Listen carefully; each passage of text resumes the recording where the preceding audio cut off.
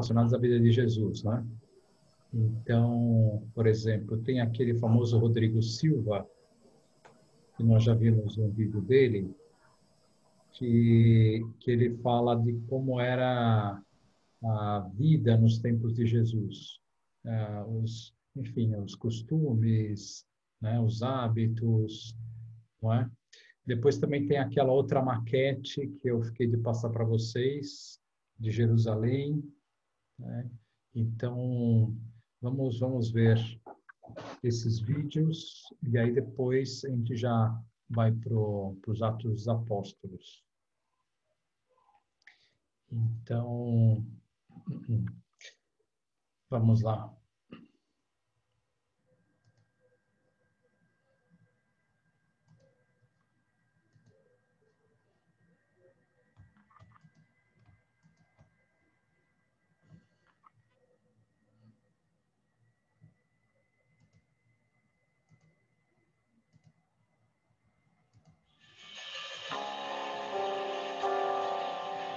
Ah, não, essa aqui já foi, né?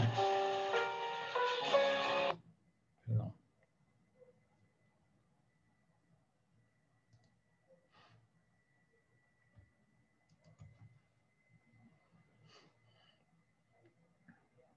E andar pela cidade através desses... Uma fascinante viagem a Jerusalém, como você nunca viu.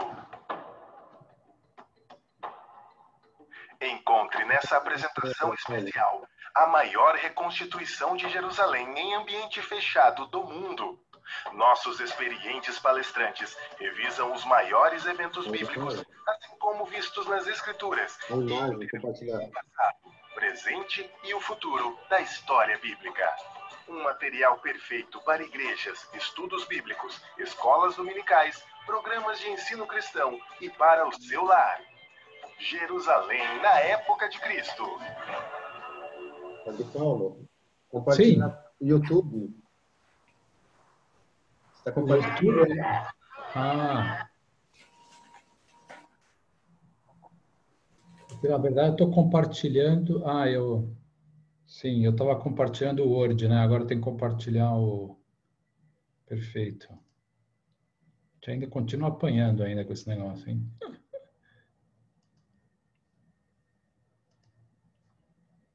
Estão vendo agora, né? Uma fascinante viagem a Jerusalém, como você nunca viu. Encontre nessa apresentação especial a maior reconstituição de Jerusalém em ambiente fechado do mundo.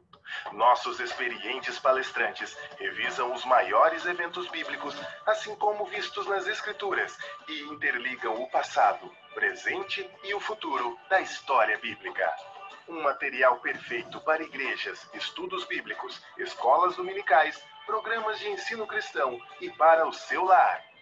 Jerusalém na época de Cristo.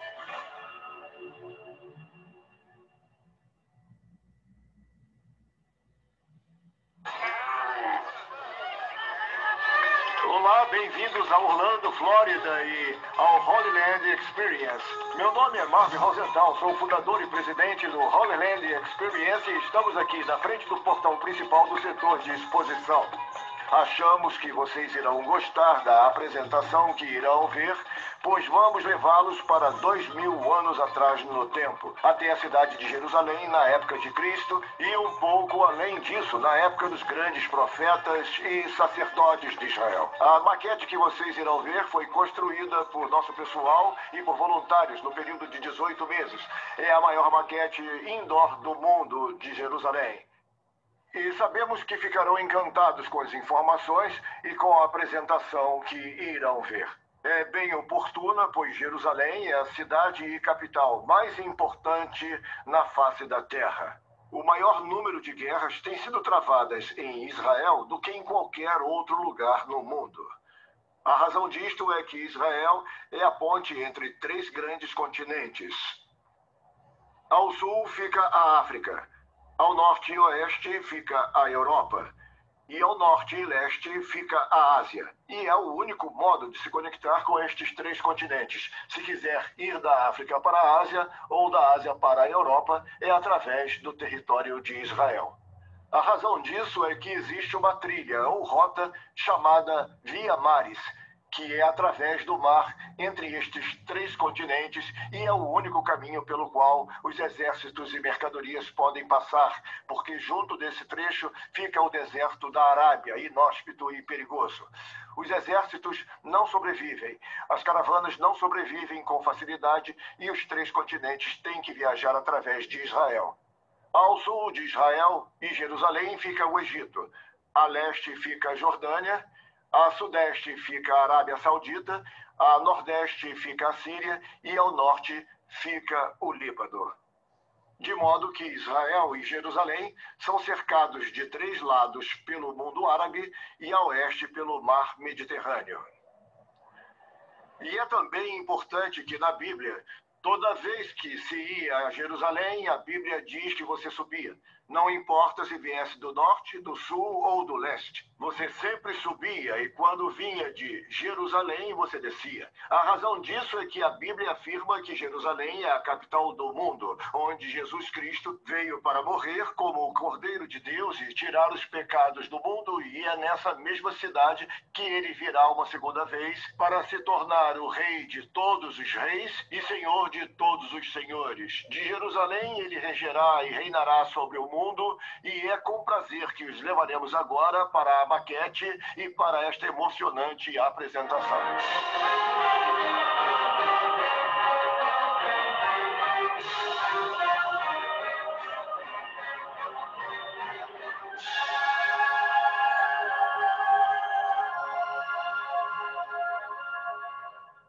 Senhoras e senhores, bem-vindos ao Holy Land Experience. O que vocês estão vendo é uma réplica de Jerusalém como era em 66 d.C. Esta é a cidade logo após a destruição por Roma em 78 d.C., após a morte, o sepultamento e a ressurreição do Nosso Senhor. Bem à sua frente está a parte chamada a Cidade de Davi. Ela vem do ano 1000 a.C. Davi conquistou estes 11 acres dos jebusitas que habitavam esta terra. No ano 1000 a.C., quando Davi foi coroado rei e precisava de uma cidade neutra como capital, sabendo que se escolhesse qualquer outra cidade próxima de qualquer uma das 12 tribos provocaria muito mais inveja e inimizade do que já existia. Porque Davi vinha tendo muito trabalho para unir aquelas 12 tribos. Jebus era o local perfeito. O problema era como dominá-la, pois era quase inexpugnável.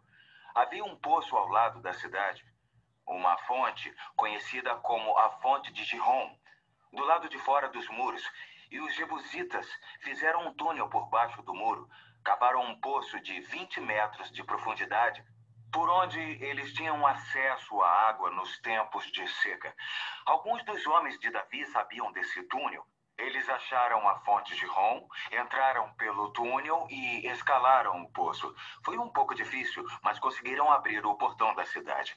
O exército de Davi conseguiu entrar e assim dominar a cidade com relativa facilidade. Mais tarde, Salomão acrescentaria este trecho da cidade ao norte e construiria no Monte Moriá o primeiro dos templos. O templo de Salomão foi construído em terreno do Monte Moriá. E sobre aquele monte, Abraão levou o seu filho, seu único filho. O amarrou, o colocou sobre um altar construído por Deus. Ao levantar uma faca para matar seu próprio filho, em obediência a Deus, embora detestasse isso, um anjo de Deus deteve Abraão e trouxe um cordeiro, o qual viria a ser um dia mais tarde o Cordeiro de Deus, como um retrato disto, para tirar os pecados do mundo. Sabemos, é claro, que ele não teve que sacrificar Isaac. Um cordeiro tomou seu lugar, mas foi ao Monte Moriá que Deus o mandou. Moriá é uma colina de 300 e poucos metros de extensão. Olhando na cidade de Jerusalém, em 66 d.C., ela começou na metade da subida para a cidade de Davi, seguindo por uma ladeira conhecida como Elevação Ofel, continuando através do que se tornaria o Monte do Templo, através desse mercado de ovelhas e culminando com aquele que é o Jardim do Calvário. Tinha, portanto, 300 metros de extensão. Mais tarde, com o rei Ezequias, a cidade se expandiria para o oeste. Podem ver um muro vindo do sul e cruzando. Do extremo sul, atravessando a crista daquele que se chama Monte Sião. Podem ver aquele muro que foi derrubado. Esse era o muro que havia e entrava por trás do templo quando os babilônios desceram e destruíram a cidade em 586 a.C. Quando os babilônios destruíram a cidade, eles o fizeram cativos por 70 anos. Mas, sob o comando de Esdras e Neemias, eles reconstruiriam a cidade de Davi. Não reconstruíram a parte que Ezequias havia construído porque apenas um remanescente voltou da terra. Por 70 anos, o templo permaneceu destruído. Era um monte de ruínas por toda a cidade. E aí, com a volta do povo judeu, sob a liderança de um homem chamado Zorobabel. Quando Zorobabel veio, seu alvo principal era reconstruir o templo. Quando Zorobabel reconstruiu o templo, este foi dedicado em 516 a.C. E era um templo simples e tinha o exterior menor que o templo do rei Salomão. E tinha a aparência bem mais simples. E o dia da dedicação foi uma grande mistura de emoções. Alguns daqueles judeus antigos, a Bíblia nos diz, quando viram esse novo templo, choraram literalmente. Era muito inferior ao templo de Salomão. Mas havia um outro grupo que nunca tinha visto o Templo de Salomão. Tudo o que sabiam era a história de que o templo era a construção mais sagrada para o povo judeu. E quando um templo, qualquer tipo de templo, era reconstruído, era motivo de grande alegria. Quase nos faz pensar se um grupo sabia o que o outro estava fazendo. Mas havia dois grupos, ambos choravam e se alegravam. E foi assim que ficou até que os reis asmoneus chegassem. E eles reinariam durante o período intertestamentário, o período entre os impérios grego e romano. Expandiram a cidade até aquele muro ao sul, acrescentaram a área ao sul que Ezequias havia construído e continuaram além disso. Podem ver uma seção contornando o palácio ali em cima, o qual se tornaria depois o grande palácio de Herodes, e aquele muro se estendia até atrás do templo. Essa foi a expansão da cidade sob os reis asmoneus. Depois, quando Herodes o Grande veio para Jerusalém em 36 a.C., ele acrescentou a seção junto ao seu palácio e em seguida estendeu um muro até o norte. Podem ver um muro contornando o norte ligando-se à fortaleza Antônia do Templo do Monte. Esta era a cidade e o muro existia quando Jesus ministrou em Jerusalém. Quando a cidade de Jerusalém cresceu, casas foram construídas fora dos muros da cidade. E a essa altura, essas pessoas desejavam proteção. Muros eram construídos além, à medida que os limites da cidade aumentavam, como as cidades crescem hoje. O terceiro muro ao norte foi o último muro a ser construído ao norte. E foi construído em 42 d.C. por Herodes Agripa. Ele não existia na época de Cristo. Do lado oriental de Jerusalém até o oriente, a cidade tinha uns 2/3 de milha. Do norte da cidade até o sul tinha cerca de 1 milha. Muitos se surpreendem ao ouvir que Jerusalém, em sua extensão, tinha menos de 1 milha quadrada. Mais surpreendente que isso é a população da cidade, que era de aproximadamente 90 mil pessoas em menos de 1 milha quadrada.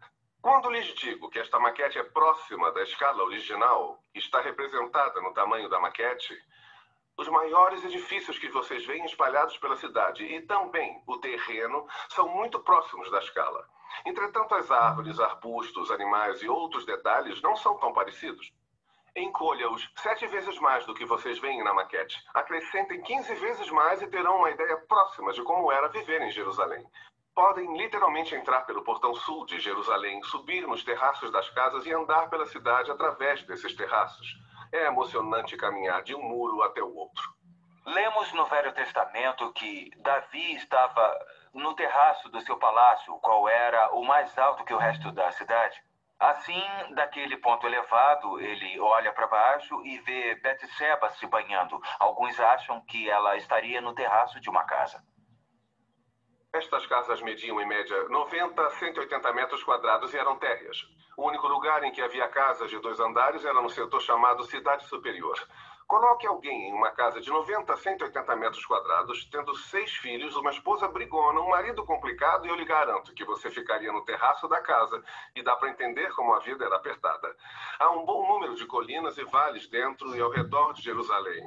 Acima do centro da cidade fica o Vale de Tiropoion, separando a cidade ao meio. De um lado fica o cume do Monte Sião, onde podem ver aquele muro atravessando o cume do lado oeste. Do lado leste fica o Monte Moriá. O Monte Moriá, como já foi dito, é o lugar onde ficava o templo e onde Abraão iria ofertar Isaac. Vocês estão agora no lado ocidental de Jerusalém, no Vale Quidron. Ele abrange os lados norte e sul do lado ocidental de Jerusalém. Atrás de vocês fica o Monte das Oliveiras, mais ao alto. Ao norte disso, o Monte Escopos. Monte Escopos é onde os babilônios e os romanos acamparam para tomar um trecho estratégico de Jerusalém para planejar a estratégia de seu ataque. Havia sempre ataques em Jerusalém vindos do norte. O Muro Norte era o único muro que não tinha um vale ao redor. Há um outro vale do lado oriental da cidade, onde ficava o Palácio de Herodes. Ali, descendo do lado oriental e atravessando até o sul, e é o que se chama Inom, ou Vale do Esterco. Todo lixo, restos e esterco dos animais eram jogados nesse vale. Este era o depósito de lixo de Jerusalém. E o problema era igual ao de todas as culturas. A tendência do lixo deles era amontoar e chegar ao ponto onde os líderes judeus tivessem medo do inimigo passar sobre o lixo, pulando facilmente o muro e atacar a cidade. Aí eles tiveram uma ideia brilhante, eles incendiaram o vale inteiro. Bem, o fogo queimava continuamente e foi um meio perfeito de afastar o inimigo. Jesus usou aquilo como exemplo do inferno. Ele disse claramente que Deus faria igual ao vale do Rinom, por causa do fogo que havia sido colocado no seu topo para protegê-lo. Como qualquer outro depósito de lixo, começou a criar um tipo de verme que veio debaixo do lixo e era igualmente indestrutível. E os vermes comiam o tempo todo por baixo e o fogo queimava o tempo todo por cima.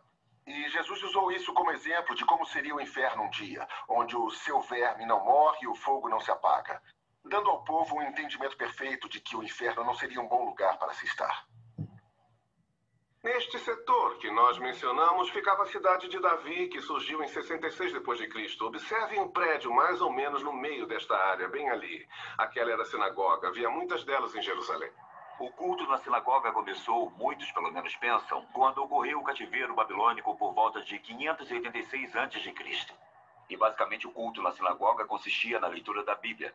Hoje ela é feita principalmente do Torá, ou dos primeiros 5 livros da Bíblia. Gênesis, Êxodo, Levítico, Números e Deuteronômio.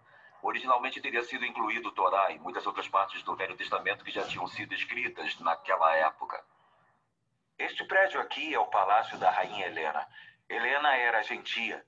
Era rainha mãe de um pequeno reino chamado Adiapena. Localiza-se no que hoje seria o noroeste do Iraque. Ela e seu filho, o rei, se converteram ao judaísmo através da influência de um mercador judeu muito rico. E a própria Helena tinha um grande amor pelo povo judeu. Lemos no livro de Atos sobre uma fome terrível que assolou a cidade de Jerusalém. Ela e seu filho tinham trazido cereal para alimentar o povo de Jerusalém. E como gratidão, eles deixaram que ela construísse esse lindo palácio na Cidade Baixa, apesar dela ser gentia. Há 2 edifícios aqui ao sul do templo que são quadrados. Aquele com buraco quadrado no teto é a Casa do Conselho. Era aqui que os escribas, os advogados do Novo Testamento, teriam ficado e eles ditavam a lei ao povo. Moisés tinha dado 613 leis e era tudo o que Deus desejava.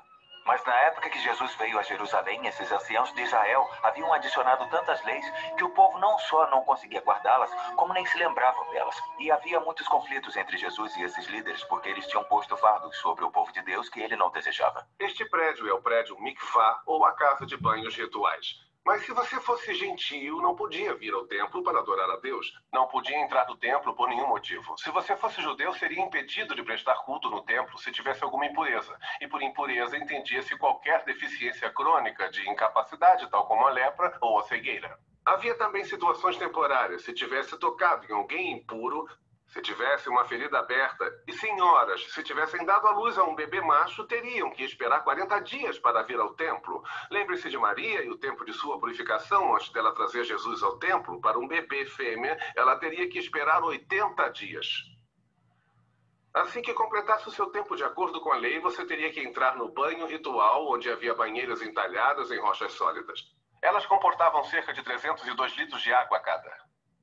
Você passaria pela cerimônia da purificação, submergindo-se totalmente, e depois você poderia ir ao templo. Os portões triplos. Esses são os portões triplos de Hilda, os portões duplos de Hilda. Hulda era uma profetisa em 2 Reis e era honrada pelo povo judeu por ela ser uma porta-voz, uma das poucas mulheres escolhidas por Deus para falar por ele perante o povo. E os adoradores entravam através desses portões triplos, entrando assim no próprio templo do monte, e saíam através dos portões duplos, a menos que houvesse uma grande tragédia e pranto na família de alguém. E aí essas pessoas tinham permissão de seguir contra o fluxo, podendo entrar pelo portão duplo e assim sair pelos portões triplos, mostrando que tinham tido de fato uma tragédia familiar. E o povo percebia isso, por eles estarem saindo contra o fluxo, eles tinham tido uma tragédia recente na família, e assim eles as confortavam, uma espécie de abraço emocional. Quando os adoradores vinham pelos portões triplos, subindo aquela escada do túnel, eles chegavam a uma área conhecida como o Pátio dos Gentios. Estes são chamados de átrios ou pórticos. Este é o pórtico oriental, o pórtico norte, o pórtico de Salomão e o pórtico real com destaque no alto. Joséfos nos diz que Herodes o Grande era um mestre construtor. Ele era um gênio em se tratando de arquitetura. Provavelmente é o primeiro arquiteto de seus dias e muitos dos prédios que vocês veem em Jerusalém ele construiu. A propósito, ele iniciou o projeto do templo em 20 a.C. Ele morreu por volta de 4 a.C. Não ficou pronto até 62 depois de Cristo e foi totalmente destruído em 70 depois de Cristo. Ele teria tido lindos mosaicos de mármore branca polida no primeiro andar. Era onde ficavam os 70 anciões do Sinédrio de Israel. A Casa de Pedra Lavrada era onde o Sinédrio se reunia. Era uma parte da coroa real.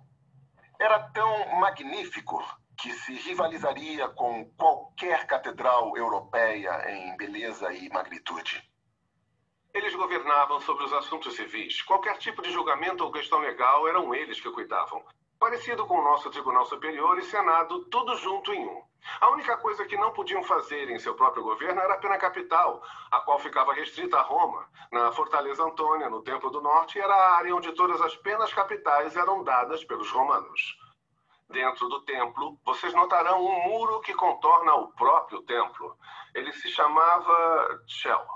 E era a barreira para os gentios. Nenhum gentio podia ir além do Shell e havia placas de aviso em cada entrada dizendo que se um gentio fosse pego além daquele ponto, seria executado. A pena de morte, neste caso, era realizada por bandos. Eles simplesmente os levavam para o vale e apedrejavam até a morte. Mas essa barreira era uma coisa muito importante para o povo judeu, porque eles eram mais exigentes que os gentios, que, sendo impuros, não teriam permissão para entrar no recinto do templo sagrado. Em Atos, capítulo 21, lemos o relato do apóstolo Paulo. Paulo tinha ido a Jerusalém. Ele tinha levado consigo um amigo grego. E, estando lá, ele foi ao templo. Os judeus, a Bíblia diz, acharam que ele havia levado aquele amigo grego para o interior do templo. Paulo foi apanhado por um bando. Eles o estavam surrando quando os soldados romanos chegaram e o salvaram daquilo que seria a sua morte certa. Vocês vão notar um número de portões em linha com o templo. Os portões serviam de entrada e muitos estudiosos afirmam que estavam em linha do portão leste direto para dentro do Santo dos Santos no templo. Se você viesse do Pátio dos Gentios entrando pelo leste, você atravessaria o lindo portão ou a Porta Formosa, onde Pedro e João curaram um aleijado. Apenas o portão de entrada no templo tinha 9 metros de largura, ou seja, daquele muro até aproximadamente o fundo de onde vocês estão agora. Tinha 4,5 vezes a altura do nosso teto, 15 centímetros de largura, totalmente recoberto de ouro, e era só a porta de entrada do templo. Ela dava entrada para o pátio das mulheres. As mulheres eram permitidas, mas não podiam ir além dali para o interior do templo.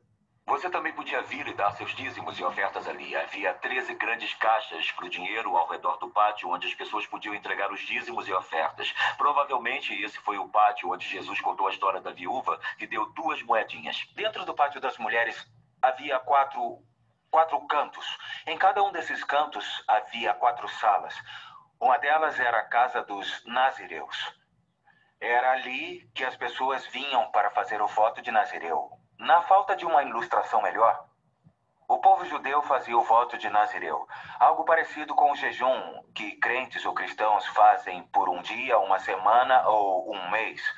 Sansão, no Velho Testamento, foi sempre um nazireu, mas isso foi uma coisa única. Portanto, essa era a casa dos nazireus. Havia também a casa dos leprosos. Devem se lembrar quando Jesus curou os leprosos e disse para eles irem se mostrar ao sacerdote. Deve ter sido lá no Pátio das Mulheres, na casa dos leprosos. E havia um canto chamado de Casa da Madeira. A madeira era guardada ali para ser usada no altar da queima do sacrifício. Isso é interessante porque se tornou uma espécie de disputa entre algumas das famílias mais ricas da cidade de Jerusalém para ver quem conseguia trazer a madeira mais bonita e a mais cara. Essa era a Casa da Madeira e havia a Casa do Óleo. Era lá que o óleo para o menorá dourado era preparado. Levava cerca de 8 dias para preparar aquele óleo para a cerimônia. Ele era preparado e guardado ali. Você vai notar que são 15 degraus para subir ao portão seguinte, chamado de Portão Nicanor, onde cantavam os salmos de ascenso. Há uma seção dos salmos que começa com o Salmo 120 e termina com o Salmo 134. 15 salmos que são comumente chamados de salmos de ascenso. De fato, se você olhar embaixo dos títulos dos capítulos em sua Bíblia, ali consta salmos de ascenso, ou em algumas Bíblias, salmos degraus. Na festa dos tabernáculos, os coros levíticos e os músicos se reuniam nos lados daqueles degraus. E os adoradores, à medida que subiam, iam cantando os salmos de ascenso. Subiam o primeiro degrau e cantavam o Salmo 120. E então o 121, 122. Felizmente, quase todos eles são salmos muito curtos. A madeira e o óleo, é claro, tinham que ser levados aos respectivos lugares de uso, de modo que eram levados cerimoniosamente pelos degraus de ascenso através do portão Nicanor. A madeira até o altar da queima do sacrifício. O óleo levado pelo sacerdote, cuja função era, naquele dia, encher as vasilhas de ouro do menorá de ouro e aparar os pavios. Ele o levava para o santo lugar para o uso no menorá de ouro. O altar bronze ficava aqui, a bacia onde eram lavados os cordeiros. O altar neste templo tinha 14 metros de largura por 14 de altura. Se encaixaria neste cômodo aqui. Faziam ali milhares de sacrifícios. A bacia era onde eles mantinham a água para o banho dos sacerdotes e todos os instrumentos dos sacerdotes e dos sacrifícios, onde lavavam os cordeiros e todas as suas partes para certificar de que não tinham tumores. Tudo tinha que ser lavado e purificado. Aquela bacia neste templo comportava 64 mil litros de água. Era esvaziada e enchida todos os dias. Dentro do templo havia 2 cômodos. A única parte que é realmente do templo é a parte central dos fundos de toda a área do pátio. É o edifício em si. Ele contém basicamente a parte frontal do pórtico que o próprio rei Herodes o Grande acrescentou e que tinha cerca de 54 metros. Ela tinha os 2 maiores cômodos, considerados os principais pelo povo judeu do templo. O cômodo da frente, claro, era o santo lugar. Atrás dele ficava o Santo dos Santos. Aquele lugar era o mais sagrado de todo o monte do templo. Uma vez ao ano, o sumo sacerdote entrava e derramava o sangue do cordeiro para o perdão dos pecados de todo Israel, assim como o dele próprio. E aquele é o lugar do primeiro templo, o templo do rei Salomão, onde a arca do concerto ficava. Na época do templo do rei Herodes não havia arca. Tudo que havia era uma laje de pedra no chão, onde a arca havia estado uma época. Os visitantes que vão ao Templo da Montanha hoje vão encontrar 2 prédios principais. Há algumas estruturas menores espalhadas ao redor. Mas há 2 prédios principais no Monte do Templo. Quase no centro desses 36 acres fica o que é chamado de Cúpula de Rocha. A cúpula é, na verdade, um memorial. É supostamente o lugar onde Maomé ascendeu ao céu para lá lhe dar instruções sobre como o povo deveria orar e voltou para lá e então foi para Meca. Junto ao Muro Sul fica a Mesquita de Al-Aqsa. Esse é o lugar em que eles consideram o seu terceiro lugar mais sagrado. É uma mesquita, é um lugar de adoração, embora não muita gente saiba que ela existe. Aquele é o lugar mais sagrado do povo muçulmano entre os prédios lá no Monte do Templo. Também a leste você vai notar, se olhar do portão ocidental, que hoje ele está cimentado. Lá pelo século VII, quando estes prédios foram construídos, o povo judeu no local, naquela época, disse ao Império Turco: vá em frente e construa, pois um dia o nosso Messias virá. Elias anunciará a sua vinda, e ele virá pelo portão ocidental e tomará o cetro. E ele irá reinar sobre Jerusalém e as nações do mundo. Eles levaram isso a sério, criam que os profetas judeus poderiam ter parte nisso e eles cimentaram aquele portão e ele está cimentado até hoje. Também construíram cemitérios em frente às colinas que descem do portão para que qualquer profeta ou sacerdote como Elias, andando entre os mortos, ficasse impuro e não pudesse realizar seu ministério. Boa tentativa, mas não creio que fosse dar certo. No santo lugar em si, apenas os sumos sacerdotes podiam entrar para ministrar com aqueles implementos que lá estavam. Havia tantos sacerdotes em Israel que tinham sido divididos em 24 turnos. Cada um servia por 2 semanas, o que totalizaria 48 semanas. Entretanto, nas 3 grandes festas, Páscoa, Pentecostes e Tabernáculos, todos os sacerdotes tinham que se apresentar e ministrar. No lado sul havia o castiçal menorá de 7 hastes, que era oferecido, é claro, como a luz. É uma figura da luz do mundo, a qual Jesus se tornou quando entrou em nosso mundo. No lado norte havia a mesa dos pães da proposição. 12 pães, um para cada tribo de Israel, mostrando que Deus havia sustentado eles, como o fez no deserto, e que ele é o pão da vida. E no lado oeste, ou centro, havia a mesa do incenso. O incenso subiria ao céu. Isso era uma figura das orações dos santos.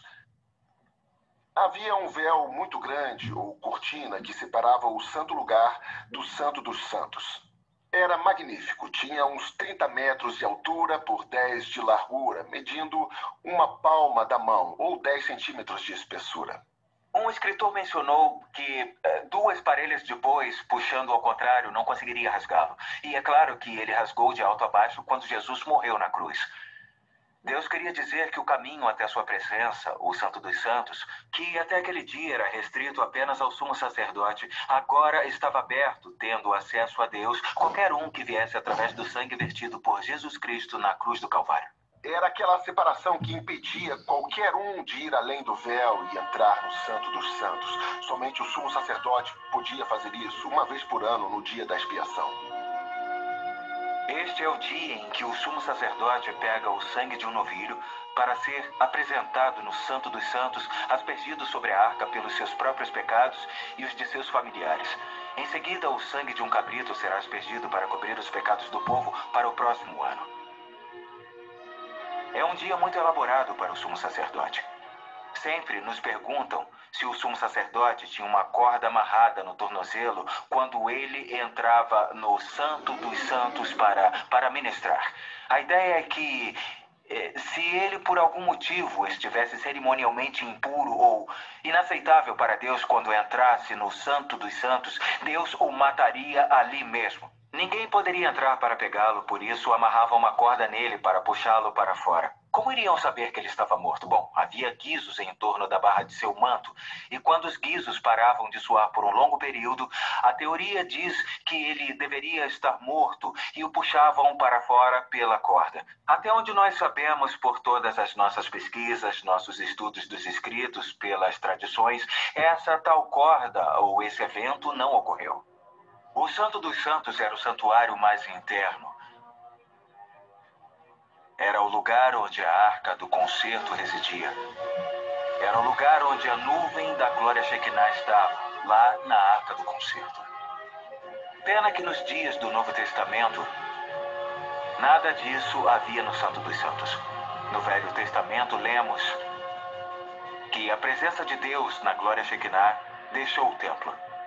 Mais tarde, quando o povo da Babilônia marchava pela 3ª e última vez sobre a cidade, os judeus retiraram a arca do templo e a esconderam até onde sabemos. De modo que nos dias do Novo Testamento, quando o sumo sacerdote entrava além do véu, tudo o que havia lá naquele momento era uma base de pedra de 8 centímetros de altura na qual a arca estaria colocada. O prédio que vocês veem ao norte do templo é a Fortaleza Antônia. Herodes a construiu ao norte do templo para que os soldados pudessem rodear totalmente as lajes dos pórticos no caso de ocorrer uma invasão no pátio dos gentios. Do lado de fora havia 2 reservatórios de água e o mercado, onde guardava as ovelhas para os sacrifícios. O reservatório de Israel localizava-se ao longo do muro norte do Templo do Monte. Alguns arqueólogos sugeriram que ele fazia parte da fortaleza Antônia original.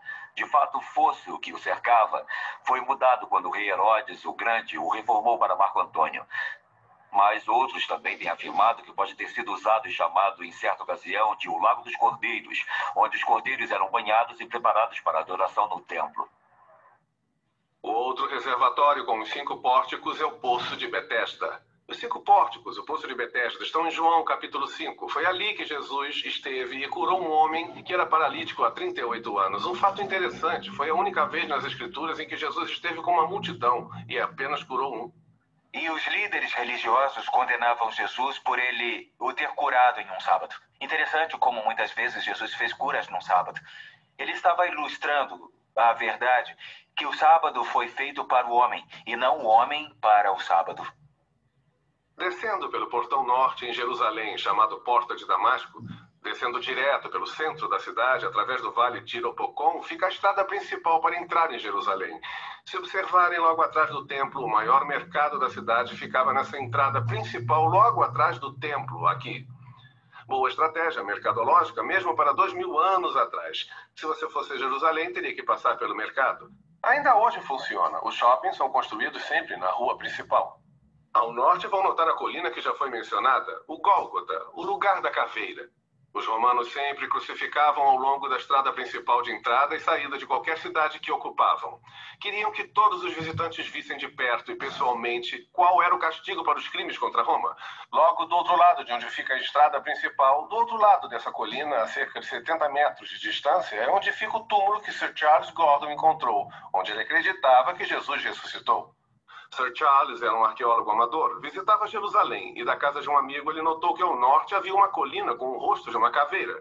Ele começou a fazer pesquisas naquela área e encontrou o túmulo. Um túmulo que se enquadrava à descrição bíblica do túmulo do homem rico registrada na Bíblia. O tamanho e o formato dele se enquadravam à descrição. Ao continuar suas pesquisas, encontrou um grande jardim e evidências de um jardim muito grande. Encontrou uma cisterna que deveria reter 1 milhão de litros de água. Também encontrou a maior vinícola de Jerusalém. Esta era uma forte evidência de ser uma possibilidade do local da morte, sepultamento e ressurreição do Senhor Jesus. O outro local ficava só um pouco a sudoeste daquele local, onde vocês verão uma colina do outro lado deste muro. É aqui que fica a igreja do Santo Sepulcro atualmente. Isso data de 300 depois de Cristo. Constantino é quem reinava em Roma. Ele declarou o cristianismo a religião de Roma. A sua mãe veio até Jerusalém em busca de locais importantes e foi informada que sob um templo romano ficava o local da ressurreição. Ela fez demolirem o templo, ela encontrou o túmulo e construiu a igreja do Santo Sepulcro, que permanece lá até hoje. Há 2 monumentos que vocês verão a noroeste de Jerusalém. Entre onde ficava o terceiro e o segundo muro, existem 2 grandes monumentos que estavam lá durante os tempos antigos. E esses monumentos foram feitos lá em honra a 2 reis especiais da Asmônia, ou dinastia dos Macabeus. Os Macabeus eram uma família judia que reinava em Israel entre os períodos do Velho e do Novo Testamento. Esta torre era usada para observarem o norte caso os inimigos viessem através da terra de Israel. O faziam literalmente através de tochas à noite ou durante o dia através do soar de buzinas. Eles podiam alertar Jerusalém que ela estava sendo atacada. Ela era sempre atacada pelo norte, porque o muro ao norte não tinha vale. Todos os outros muros estavam protegidos por vales e eles podiam sinalizar de quase 150 quilômetros de distância para preparar a cidade para ser defendida enquanto consertavam os muros. O edifício alto no centro da cidade era a Torre de Luz. Era usada no sábado. Na sexta à tarde, um sacerdote ficava na torre. Ele alinhava as pedras da torre com o muro ocidental. Assim que o sol se punha no oeste, abaixo do alinhamento, ele sinalizava este homem no canto do templo para tocar a trombeta, indicando que o sabá começara. Sábado à noite, ele repetia o processo e o sabá tinha terminado. Deste modo, todo mundo, pelo menos em Jerusalém, começaria e terminaria o sabá ao mesmo tempo. Próximo deste prédio estava provavelmente o prédio mais importante fora o Templo de Jerusalém. Era chamado de Casa dos Registros. Todas as genealogias do povo judeu eram guardadas ali. Por exemplo, se um jovem se apresentava para ser sacerdote, havia muitas qualificações, mas entre elas teria que provar que descendia da tribo de Levi e da linhagem de Arão. Como ele faria isso? Ele teria que ir até a Casa dos Registros. Lá ele podia saber a sua linhagem. Um grande dilema do povo judeu. Aqueles registros naquele prédio foram todos destruídos em 70 depois de Cristo. Hoje nenhum judeu sabe de que tribo ele veio. Mas se você fosse ser sacerdote, teria que provar que sua linhagem tinha vindo de Arão. Nenhum sacerdote hoje, nenhum indivíduo pode provar que sua linhagem vem de Arão e da tribo de Levi. Maior problema que este existe para o povo judeu que não crê que Jesus é o verdadeiro Messias. Eles continuam esperando o Messias. Como alguém pode provar sua linhagem de Davi da tribo de Judá hoje sem esses registros? Não pode. Jesus foi bem claro sobre isso quando esteve aqui. Ele disse: eu vim em nome do meu Pai.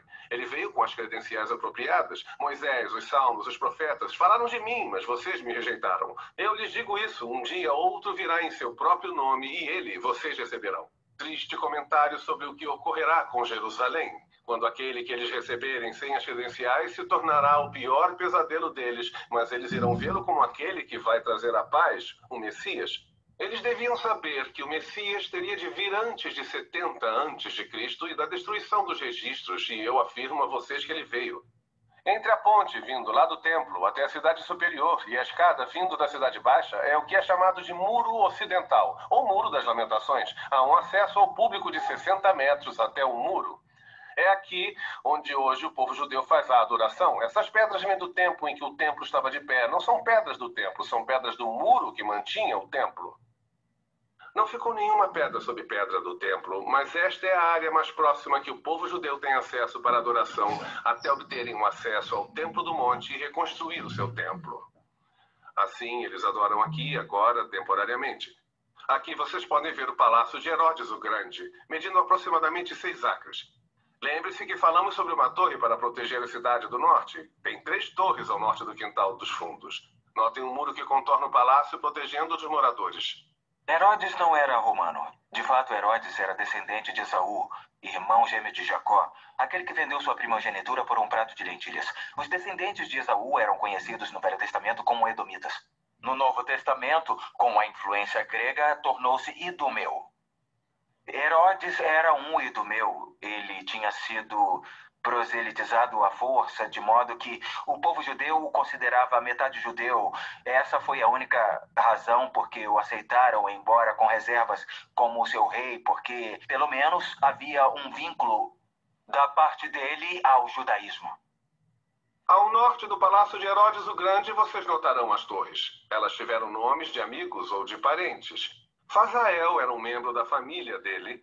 A outra era Hípicos, que era comandante de seu exército e também amigo. E Mariane. Mariane era uma das suas 10 esposas, uma princesa judia e um símbolo de conquista para o povo judeu. Mas não durou muito tempo. Foi espalhado um boato pelo único membro da família de Herodes o Grande que tinha ciúmes de Mariane, de que ela estava tramando pelo trono em favor dos 2 filhos que ela tivera com ele. Ele acreditou no boato e mandou assassinar todos os 3. Era assim que Herodes resolvia os problemas. Vocês não iam querer ser amigo nem tampouco inimigo de Herodes. Logo após o assassinato de sua família, Roma disse que era melhor ser o porco de Herodes do que o seu filho. Eles viveriam mais. Esse é o tipo de homem que ele era. Herodes também sabia que ninguém iria chorar sua morte quando ele morresse em Israel. É muito importante chorar por um morto. Isso no Oriente Médio é mostrar respeito. Se você não tem parentes e amigos, tem que contratar pranteadores. E ele sabia que ninguém iria chorar por ele. Assim, ele teve sua própria estratégia. Herodes era um rei muito mau e muito ciumento.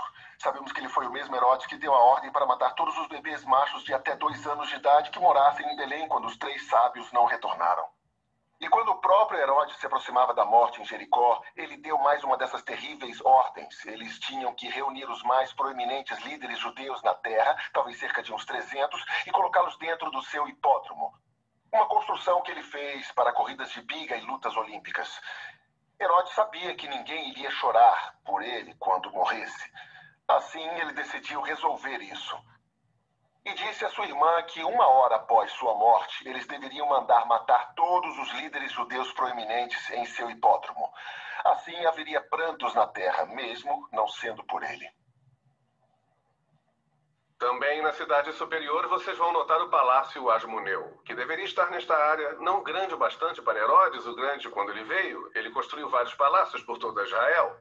Lugares onde ele pudesse escapar de Jerusalém caso houvesse alguma revolta. Se a sua vida fosse ameaçada, ele poderia fugir para esses palácios e viver o resto de sua vida sem deixar a cidade. Ele tinha concubinas, comida e água suficiente para viver fora a vida toda. Esse homem era um gênio, quando se tratava de coisas humanas, mas para relações públicas ele não era bom.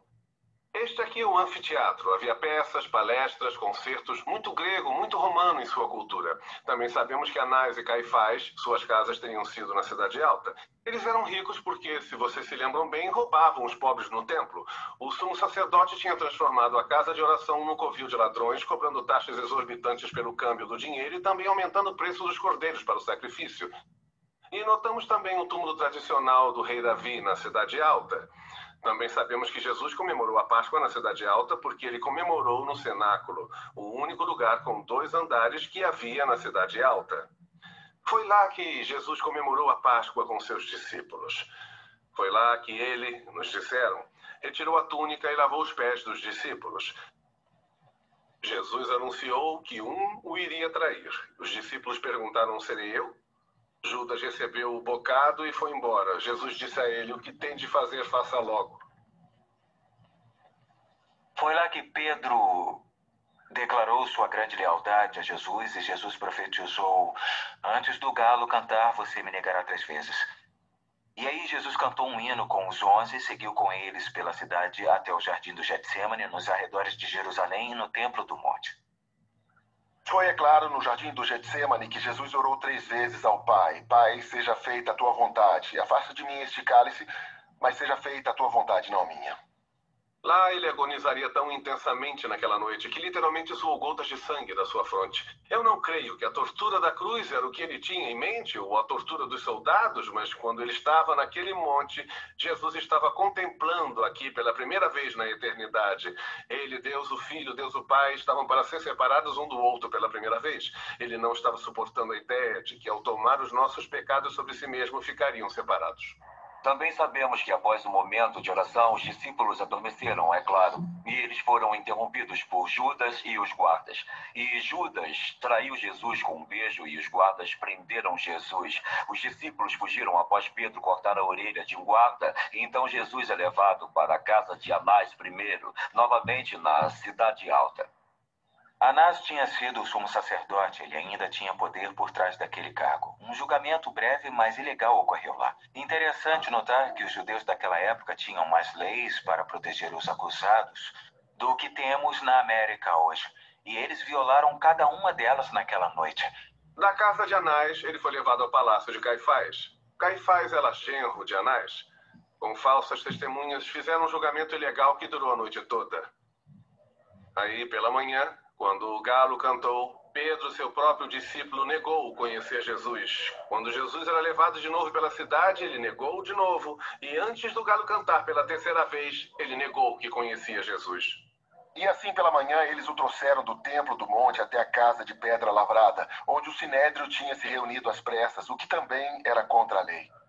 Mas eles o tinham acusado de blasfêmia e queriam que fosse condenado à morte. Somente os romanos podiam fazer isso. Assim, eles o levaram para a fortaleza de Antônia, onde o procurador romano Pôncio Pilatos ficava. Tudo o que Pilatos queria era tirar aquela situação complicada de suas mãos antes que se iniciasse na cidade um grande tumulto. E quando ele soube que Jesus era originalmente da vila de Nazaré, na região norte da Galiléia, e ele sabia que o regente, o tetrarca da Galiléia, estava em Jerusalém para a Páscoa, seu nome era Herodes Antipas, um dos filhos de Herodes o Grande, e ele era o Herodes que decapitou João Batista. Então disse Pilatos: este homem é galileu, vamos mandá-lo ao tetrarca da Galiléia. O rei Herodes Antipas, é claro, ficou excitado. Ele tinha ouvido falar sobre esse homem chamado Jesus e todos os seus milagres e queria ver alguns. Aí Jesus veio perante o rei Herodes Antipas, como consta em Isaías 53, como um cordeiro foi levado ao matadouro. Ele não disse nada, ele não fez nada, não fez grandes milagres, e o rei Herodes ficou frustrado e o mandou de volta para Pilatos, na fortaleza Antônia. Aí ele pensou: o que farei agora? Eu me lembro. De acordo com o costume deles, no dia da Páscoa, me é permitido entregar a vocês um prisioneiro. Quem vocês querem? Jesus, que chamam o rei dos judeus, ou Barrabás? E há uma grande ironia no nome dele. Barrabás vem de 2 palavras do aramaico. A palavra Bar quer dizer filho de, como Simão Bar-Jonas. E Abas, que quer dizer pai, pondo juntas Barrabás, o filho do pai. O que levou Jesus a ser condenado à morte foi afirmar ser o filho do pai. Entre todas as pessoas que mereciam aquela prisão, essa era o homem chamado Barrabás. É irônico que os homens começaram a gritar: solte Barrabás! E estavam de fato gritando: solte o filho do pai. E sabemos que Jesus foi levado até a base do Pretório, a torre mais alta da Fortaleza Antônia. Lá ele foi surrado, foi cuspido, os guardas romanos zombaram dele, puseram uma coroa de espinhos em sua cabeça, fizeram uma brincadeira chamada o Jogo do Rei com ele, e aí ele seguiu até o Calvário, pela Via Dolorosa. O Evangelho de João registra que, levando sua própria cruz, ele saiu para o lugar chamado Caveira, que em hebraico significa Gólgota. E lá, o absolutamente perfeito, sem pecado, o único Filho de Deus vivo e verdadeiro, foi pregado em uma cruz e crucificado. Seu sangue foi derramado. A Bíblia chama o seu sangue de precioso. Precioso porque era o próprio sangue de Deus. A Bíblia nos diz que esse foi o único sacrifício que poderia pagar para sempre o pecado do homem. Só Jesus tinha o tipo de nascimento e viveu o tipo de vida que o qualificou para morrer, o tipo de morte exigido para a salvação do homem. Por isso ele teve o direito de dizer: eu sou o caminho, a verdade e a vida. Ninguém vem ao Pai senão por mim. Seu corpo foi retirado da cruz e colocado num túmulo, mas a sepultura não pôde detê-lo e ao terceiro dia ele ressuscitou gloriosamente. Ele mandou seu anjo do céu retirar aquela pedra, não para deixá-lo sair, mas para que soubessem que ele ressuscitou, como disse que faria. Ele ressuscitou gloriosamente, sendo visto durante 40 dias em Jerusalém e arredores por seus apóstolos e muitos dos seus discípulos. Lá no Monte das Oliveiras, ele subiu naquela magnífica nuvem gloriosa. Os anjos disseram aos discípulos: ele voltará novamente. Se há uma coisa que podemos estar certos, é que Jesus, de fato, irá voltar. Aqui, no extremo sul de Jerusalém, fica o Poço de Siloé. Este é outro evento em que Jesus fez uma cura. O poço foi formado no Velho Testamento nos tempos do rei Ezequias. Ezequias mandou cavar um túnel que ainda leva seu nome, a partir da fonte de Gihon. Essa fonte fica do lado de fora do muro da cidade. Ele construiu um túnel que torcia e mudava o caminho por baixo através das pedras, formando o poço em si. No poço de Siloé, Jesus pegou argila e cuspiu. Aí misturou tudo e colocou nos olhos de um cego. E lhe disse para ir lavar no poço que ele passaria a enxergar. E ele fez isso. É fascinante, ele só fez 2 vezes, uma aqui em Jerusalém e a outra na Galileia, onde ele curou com cuspe. Não encontrei nada das escrituras que mencione sobre cura com cuspe, mas havia uma grande tradição estabelecida pelos líderes de Israel que ficou por quase 100 anos, que quando o Messias viesse, ele ressuscitaria os mortos e curaria os cegos e os enfermos, que ele faria as curas com o seu próprio, adivinhe, cuspe. Através da cura aqui do poço e da outra na Galileia, Jesus afirmava a toda Israel: até as palavras de seus líderes declaram que eu sou o Messias. Eu não apenas cumpri a palavra de meu Pai, mas até mesmo suas tradições. A Bíblia nos diz no livro de Marcos um relato interessante de uma mulher que tinha um fluxo de sangue há 12 anos e que havia gasto todas as economias buscando ajuda sem conseguir nada. E ela cria em seu íntimo que se pudesse ao menos tocar no manto de Jesus quando ele passasse, ela ficaria curada. Sabem, havia uma outra profecia em Malaquias 4:2 que nos diz que quando o Filho da Justiça vier, o Messias, ele levantará trazendo a cura em suas asas. É claro, não imaginamos Jesus tendo asas, mas Jesus era um rabi. Um rabi usava um traje especial, um tali, com franjas especiais nas pontas. As franjas eram longas e enlaçadas com azul. E essas franjas nas pontas do traje do rabi eram conhecidas como as asas da sua vestimenta. Se você se lembra da história da mulher com fluxo de sangue que tocou na barra da sua roupa, ela na verdade tocou nessas pontas das franjas. Ela tocou nas asas de seu traje e então houve cura em suas asas. Na Porta Formosa que mencionei antes, ocorreu um destacado evento bíblico em Atos, capítulo 3. Jesus tinha ressuscitado gloriosamente dos mortos no 3º dia, assim como dissera, assim como ele prometera. Ele foi visto com vida cerca de 40 dias por seus seguidores, uns 500. 10 dias depois, após sua ascensão para estar com o Pai, ele tinha dito aos discípulos: vão a Jerusalém e esperem. Aquele 10º dia seria o dia do Pentecostes, e naquele dia, como havia prometido, o Espírito de Deus desceu dos céus e encheu os corpos que criam.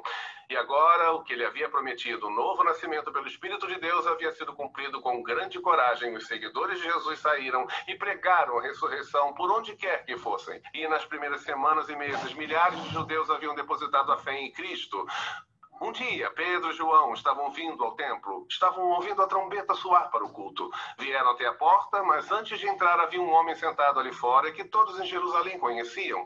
Passavam por ele todo dia, um aleijado de nascença. Na porta, fixaram os olhos nele, pararam e olharam fixamente e disseram: não tenho prata nem ouro, mas o que tenho, isto lhe dou. Em nome de Jesus, levante e ande.